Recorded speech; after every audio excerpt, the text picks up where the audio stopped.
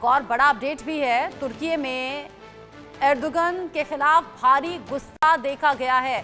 तुर्की में एर्दोआन के खिलाफ में ये भारी गुस्सा है और एर्दोआन के खिलाफ सड़कों पर लोग आ गए हैं। तुर्की में शांति प्रदर्शन हिंसा में तब्दील हो गए हैं, यानी कि जो शांति प्रदर्शन हो रहे थे वो हिंसा में तब्दील हो गए हैं। लॉकडाउन जैसे हालात बन गए हैं।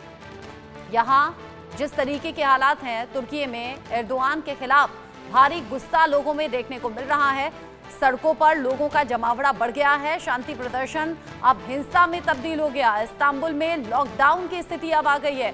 लोगों से घरों में रहने के लिए कहा जा रहा है। अंकारा और ट्रेबजॉन में भी प्रदर्शन हो गए हैं तेज। कर्नल सोढी, ये दोनों अपडेट्स हम कैसे देखें? इधर तुर्की में भारी संख्या में लोगों की जो संख्या है वो सड़कों पर नजर आ रही है। भारी तादाद में लोग आ गए हैं। एर्दोआन के खिलाफ में लोगों का गुस्सा भड़का हुआ है। उधर दूसरी तरफ रूस ने बिचौलिया बनने की, शांति दूत बनने की वकालत की है। रचना जी, ऑर्गेनाइजेशन ऑफ इस्लामिक कोऑपरेशन में 54 सदस्य हैं जो कि मेजर मुस्लिम मेजॉरिटी कंट्रीज हैं और 54 देशों में 3 जो देश हैं वो अपने आप को मुस्लिम वर्ल्ड का सरगना समझते हैं। वो है ईरान, तुर्की और पाकिस्तान। और आज इन्हीं तीनों देशों में सबसे ज्यादा अशांति और अस्थिरता है।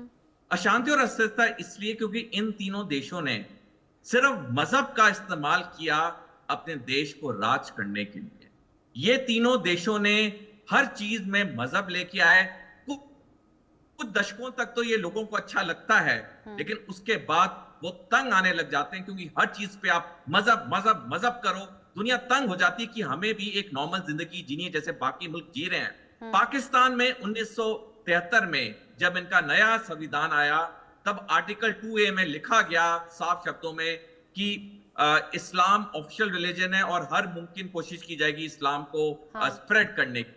तब से हमने देखा पाकिस्तान में हालात बद से बदतर होने लग गए। उसी तरह तुर्की में जो एर्दोगन आए, जब भी सत्ता में आए, जो भी इलेक्शन जीते, उसके बाद उन्होंने और कठिन उन्होंने इस्लामिक वहां पे चीजें लागू करनी शुरू की। तुर्की जो एक वक्त इतना मॉडर्न देश माना जाता था, आज वहां पे लोगों को संकट हो रहा है। ईरान के बारे में तो हम सारे जानते हैं, 1979 तक एक बिल्कुल एडवांस देश था। वहां औरतें कोई नौकरी कर सकती थी, जो चाहे पहन सकती थी, जो चाहे खा सकती थी। लेकिन 1979 के इस्लामिक रेवोल्यूशन के बाद हमने देखा औरतों की कितनी वहां बदतर हालत हो गई है। तो ये तीनों देश जो अपने आप को मुस्लिम वर्ल्ड का सरगना समझते हैं, आज सबसे ज्यादा अशांति अस्थिरता। आपने मुस्लिम देशों की तरफ इशारा किया मेजर शाह। जब सड़कों पर भीड़ इकट्ठा हो जाती है तो मुझे तख्ता पलट जैसी सिचुएशन नजर आती है, जो हमने हाल ही में देख लिया बांग्लादेश में। इससे पहले श्रीलंका में भी ये हालात देखे थे। साथ ही साथ जहां जहां कट्टरता बढ़ेगी वहां वहां ये हालात बढ़ेंगे। मेजर शाह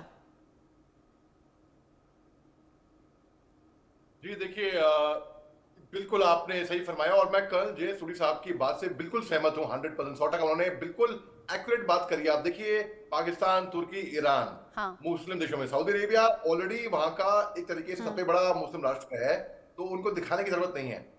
बाकी पाकिस्तान को चाहे ईरान को, इनको ये स्ट्रगल कर रहे हैं कि हम दिखाएं कि हम में जो होता है वो दिखाता नहीं है, जिसके पास होता है, जिसके पास नहीं होता है वो ही दिखाता है। तो पाकिस्तान खूब कोशिश कर रहा है कि भाई मैं किसी तरीके से मुसलमानों का सरदार बनूं और मैं ठेका ले लूं दुनिया भर के सारे मुसलमानों का और ये सब मेरे सर पे हो। और ये मगर देखिए ये ऐसे नहीं होता है। अब जब से अब ये तालिबान का टेक ओवर हुआ, बल्कि नए चीफ जैसे आपको बताया कि जब बल्कि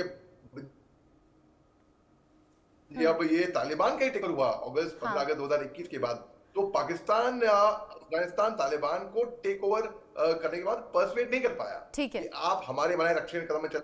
ठीक है मेजर शाह। हुसैन जावेद जी, 20 सेकंड में आप कुछ बोलना चाहेंगे इस पर? जी, मैं सिर्फ इसमें कहना ये चाहूंगा, आई थिंक ये बातें सही है, लेकिन ये भी इसमें फैक्टर है कि जहां जहां एक सरकार 20-20 साल से ऊपर हो जाए वहां इस तरह के वाकयात होते हैं। इसमें चाहे ताइब एर्दोगान को ले ले, इसमें चाहे हसीना वाजिद को ले ले, तो इस तरह की चीजें आती है, समाज के अंदर घुटन आती है और लोग तंग आ जाते हैं इनक्यूबेंसी फैक्टर के हाथों। तो मैं भी इस बात की हिमायत करूं। एंटी इनकम्बेंसी आप इसके पीछे देखते हैं और लोकतंत्र को अगर मरता हुआ लोग देखते हैं तो फिर ये जो बौखलाहट है बढ़ती है और फिर सड़कों पर संख्या आ जाती है। तुर्की से ताज़ा तस्वीरें हैं। आगे जो अपडेट होगा अपने दर्शकों तक पहुंचाएंगे। हुसैन जावेद जी, मेजर शाह, कर्नल सोढी, आप सभी का शुक्रिया मेरे साथ